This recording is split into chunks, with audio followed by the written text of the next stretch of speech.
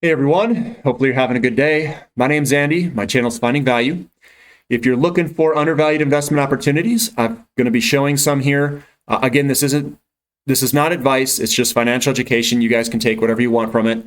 You have to do your own due diligence. I'm just charting stuff out, seeing what we've got, trying to paint a picture through technical analysis. And the fundamentals are obviously driving this. We can see it in the technicals as well. I think that oil could be the best opportunity. It may even beat uranium. It may. Now, these things are neck and neck. All right. And I'm going to tell you the difference between the two. All right. And I'm in both. I own a bunch of both. Uranium is uranium currently is cheaper on a ratio basis compared to oil currently. But the market dynamics are different between the two. Uranium is it's super cheap and it's very long to bring on projects. It's hard to get them online. So if we have a massive shortage, there's really no way of alleviating the shortage quickly. So that is a huge positive. The only thing that might be a little bit different than about uranium is it could get a lot of backing and a lot of money could flow into uranium, supporting all of these companies in terms of investments, in terms of getting mines being built and moving, if it falls in the green, under the green umbrella, so to speak, the green renewable umbrella. And I think it probably will, because I don't think they have a choice. I think they have to choose something that is baseload power that's green, emissions free. So that has everything going for it. And I totally agree, which means that a bunch of money is going to come flooding into these companies. Now, on the exact opposite side, you flip 180 degrees. So on the opposite side, you've got oil, oil is the king right now. Everyone has an oil burning car, basically. There's not a single person on my block that has a 100% electric vehicle, not a single one. And I would consider in the area that I live in to be like middle class, upper middle class. So I'd say kind of like barely upper middle.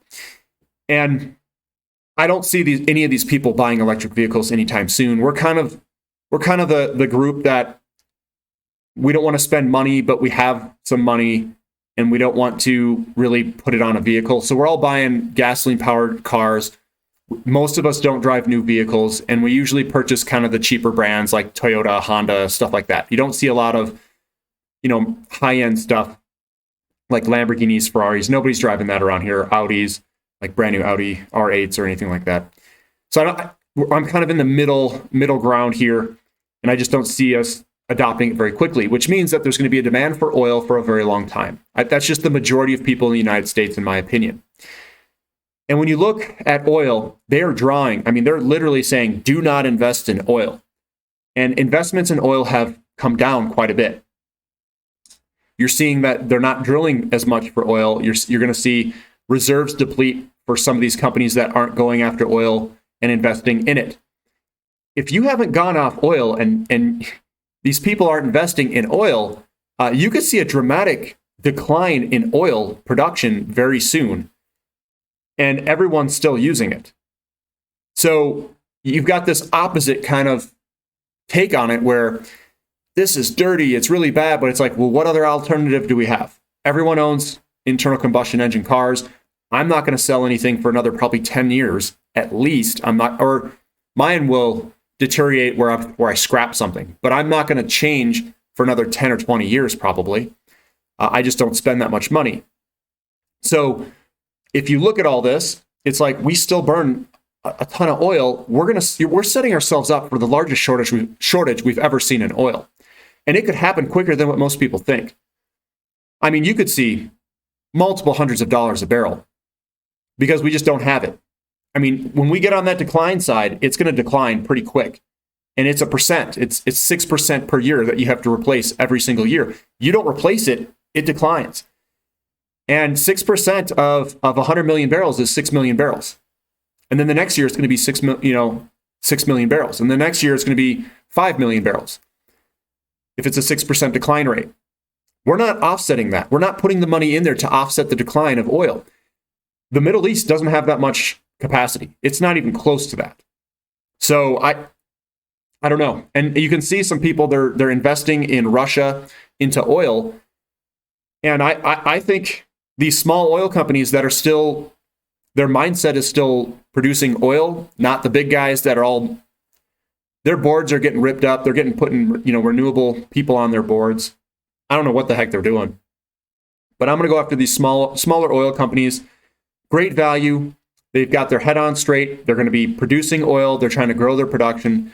They're undervalued. I think that's where I want to be. And that's what I'm going to show you guys, all right? And there's my take on it, all right? People aren't putting money into oil. You could see a massive supply deficit, and prices, I think, are going to react ridiculous. And these things are way undervalued. This could be one of the best setups that I've ever seen. Well, uranium is too. God, the opportunities, guys, it's so large in all these commodity companies because the valuations are so low and the demand out there and supply is all jacked up. I mean, it's all dorked up. So let's jump in here. Straight into charting. So this is oil. This is the actual price of oil. I've got the downtrend line here. We just starting to break out of it. What I smell is an opportunity. Now keep in mind, this may take some time. It may break out, back test, and then move higher, or do one of these little, back test things. But either way, oil's looking pretty good. And sometimes it may even like run up a little bit, and then this winter it comes back down a little bit, something like that. Natural gas, that guy's peeking its head out if you take the tops all through here. So it's looking like it's doing a little breakout. Not too bad. Still has to get out of this little guy here. There's still a bit of resistance. Now let's get into the companies. Here's SM Energy. We smacked our head on the downtrend line, went sideways back and forth, and then finally broke it just recently. And we may see this back test. But we're sitting in a pretty good area. We broke through it. And I like to buy on the tops of these breakouts. And if oil has a shortage, I mean, these things are going to go vertical in a year or two, I think. Centennial Development, same thing. We've got kind of this shoulder deal. And the price projection would be way up there on a logarithmic chart. But I'm holding on. I like it. Petroleum still far below its downtrend line, but we're working our way up there, and hopefully we break it. Here's Grand Tierra Energy. I drew the downtrend line here on the short term. There's just obviously some bigger ones up there, but it's doing the same cup, and I think we're getting this handle kind of put in here. Give it some time. It's going to take some time to break through all this. Crew Energy, you can see almost a shoulder, reverse head and shoulders. And the price projection's far, far higher, way away from 165. We did a pretty good job. I think I loaded up in the 30 cents area, somewhere in here. I think it was like right in here. I bought the living heck out of it. But, well, for me it was. It wasn't an SM Energy size, but it was a decent amount. Untitled Resources, it looks like this guy's got kind of this cup pattern. Broke to the upside, and it's moving on up. Looks really good. Looks like we're creating like another big cup. And we're still kind of in this, we just broke out of this downtrend line, just above it. So that's looking good. Suncor Energy, kind of drawing this in here, broke to the downside for COVID. I think we were going to take a run at it in 2019, but we did a little detour where you could pick up shares on the super, super cheap, ridiculously low levels, but it's still looking pretty good. It's coming up to the trend line. It's making its way. Birchcliff broke its downtrend. Looking good. It could have a pullback. You know how we like to get up here, do a little pullback, and then move. You've heard me say that 1,000 times. Now here's one that I haven't talked about. Here's Comstock Resources. This guy's got a lot of volume down here. I think they have a ton of debt, so it is kind of higher risk. We are forming this pattern here, and it looks like it wants to break out to the upside. This might be one to do some research into. I didn't really look too deep into the fundamentals. Somebody mentioned it in the comment section. I said, well, I'll chart it out. It actually looks really good on a charting perspective. Now, this might be one to look into. And I think it's a natural gas company. So now I like natural gas. And natural gas, when we looked at the chart, was just starting to break out. So this might be following it. Here's Tetra Technologies, another oil service company. It has high debt, very high debt. And we've broken the downtrend line just a little bit. So doesn't look too bad. You can obviously draw it from this one too if you come down. And it's right where this got hung up. Now here's a Braxtous Petroleum Corporation. This guy is a smaller one. It is still way down here. And it could still be kind of coiling up a little bit. But remember, you might want to look at the fundamentals here. They might have a ton of debt because a lot of the oil companies, and this might be a natural gas company. I haven't looked at its fundamentals. I was just charting stuff out. But and this one you could say, I'll just do this. But this guy, come on. This is what I'm seeing just to show you guys. Looks something like that. Kind of wedging up in there. But you could see a breakout, and we'll see what happens. Here's Cardinal Energy. This guy just broke out of its downtrend. Man, it would have been nice to buy it down here. My goodness, that would have been an insane move too. Wow. But it still looks good here. That's Cardinal Energy. I think they're up in Canada. And then we have New Vista Energy. This might be a Canadian one too. It's still down there. And we've got that nice little bowl shape, kind of reverse head and shoulder type pattern, or a cup and handle, however you want to look at this. It's a pattern that works. It's a symmetrical pattern on both sides. And it's probably going to go a lot higher. So that one looks good. And we could see a little pullback or something here. Either way, it doesn't really matter. It's a good value.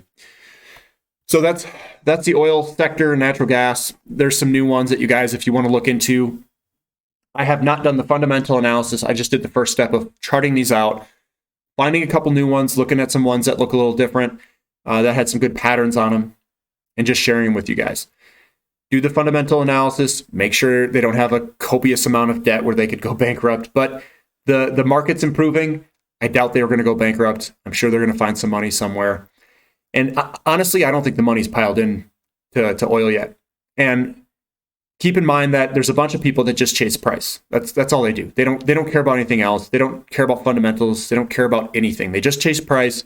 And when these things start to take off, if we have a supply-demand deficit, they're going to run, and everyone's just going to chase it. And when they start chasing it in the maximum quantity, that's when we're going to say, you can have my shares. I don't care. I'm already up a huge amount. And we'll sell into that buying strength. And it may take some years, which I think is going to happen. It's going to take some years.